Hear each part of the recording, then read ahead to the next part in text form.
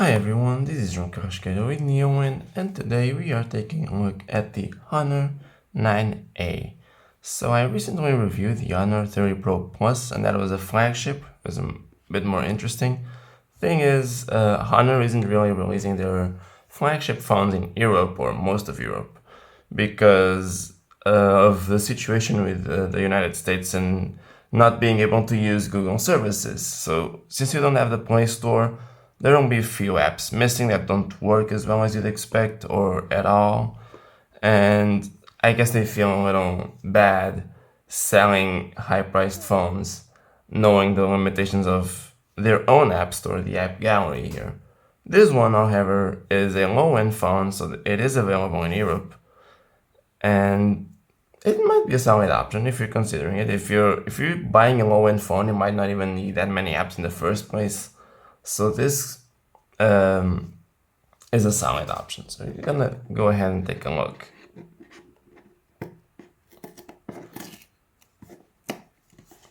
I really like the box, by the way. The use of blue. I always like when things aren't boring, and at least this box has something going on there. So the packaging isn't the most premium thing, of course. There's this plastic sleeve that doesn't look all that fancy with the phone. This thing just has a SIM removal tool and some manuals. No case, which is unfortunate. A charging cable, which I just realized is actually USB, micro USB, so a little outdated in that sense, but that's not uncommon for cheap phones like this. And then of course a 10-watt power adapter and some earbuds that look very uncomfortable. I was never a fan of that style of earbud, but they're earbuds, and this is a cheap phone after all. So let's take a look at the phone itself.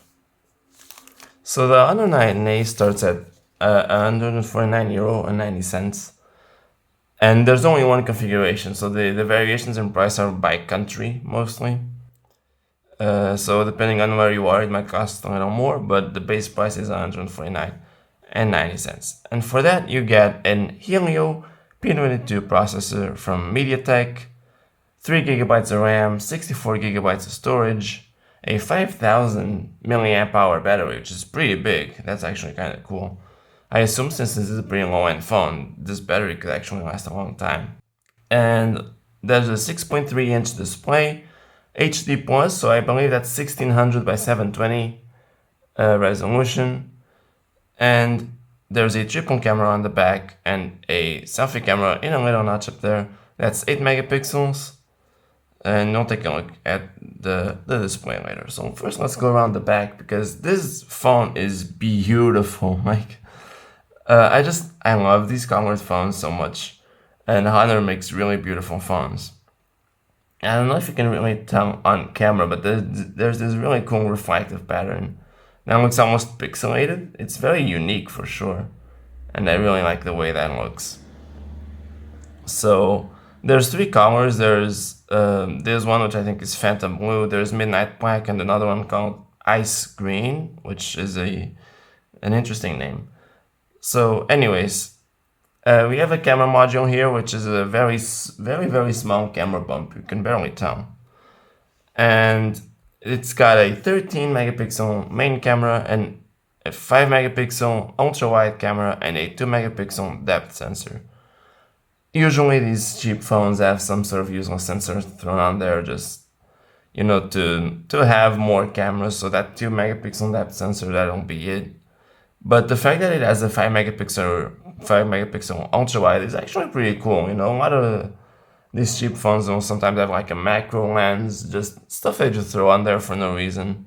Having an ultra wide lens, I think, is not the worst thing you could get here. Of course, there's a rear mounted fingerprint sensor that's pretty deep into the plastic here, so it's easy to feel out with your finger. And of course, the build is plastic all around, but it feels really solid. Like most plastic, it's easier to feel that it's plastic. This actually feels pretty good. And same for the frame here. I was really doubting that this was plastic for a while. It almost feels like metal. But yeah, it's all plastic. And if you go around the phone, of course, power button, volume rocker. On the top, there's just a mic. Here, there's the SIM card slot, and on the bottom, headphone jack, micro USB type B, I think, charging, and a bottom firing speaker with another microphone on there. Just to reiterate, this phone is beautiful. So it's definitely got that going for it. So we're gonna go ahead and peel off this sticker here. So you can tell it comes with a screen protector, and that's a notch up there. The camera there is an 8 megapixel selfie camera.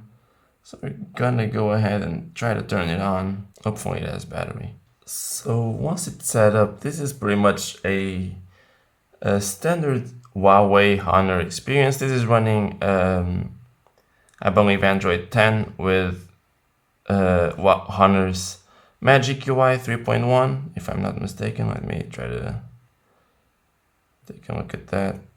Yeah, so that's Magic UI 3.1, which I believe is built on Android 10. Exactly.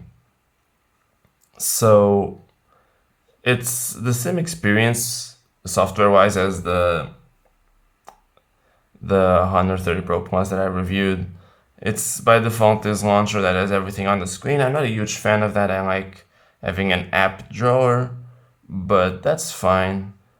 And the UI looks pretty good. Like, I'm not bothered by the fact that it's 720p. It's totally fine.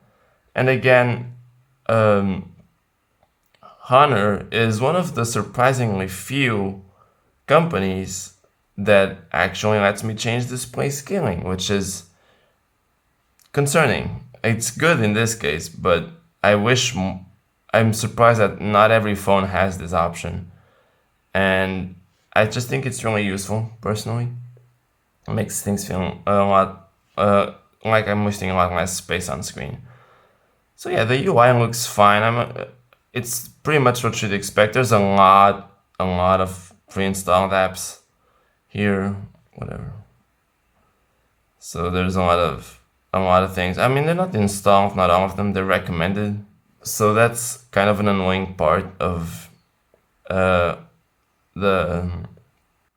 Hpnor sort of ecosystem. There's a lot of stuff that they want you to install, but you can remove all of that. So yeah, that's pretty much what it looks like. We can try to take a look at the camera app here, but again, it's pretty much the same as before in terms of the experience. I'm actually surprised the colors look not too bad on that, so that's pretty cool. So yeah, there's just the usual array of features, nothing too mind-blowing. The software is pretty much the same as before. There might be a software update. I was told there would be a software update, but it's an interesting low-end phone. Performance-wise, it seems fine, but of course, there's a lot to test. This is obviously very early usage, but it seems to work well enough. So yeah, we're gonna be taking a look at this hopefully soon. Oh, I see there's NFC there too, so that's cool. That's something some manufacturers like to skip out on. So yeah, we're gonna take a look at it sometime soon, do a full review. It looks pretty interesting for a low-end phone. Solid build quality. The software experience is fine, despite the low specs. It seems to perform actually pretty well. So yeah, we're gonna be taking a look at that. I hope you liked the video, and I'll see you guys in the next one.